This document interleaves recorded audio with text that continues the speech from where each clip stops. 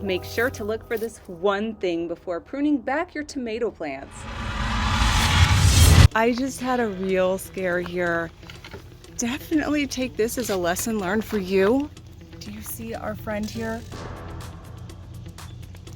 Apparently, the tomato was its home. Maybe I can get it to go on. Oh no, I want it to stay. Oh, there it goes. Look, look. Okay, it's good. It doesn't need saving. Goodness. So what's our lesson learned here?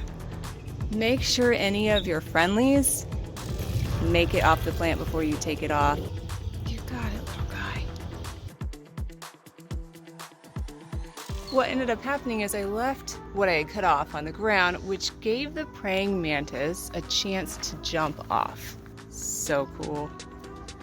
So when I lifted everything, it jumped off. Good survival skills.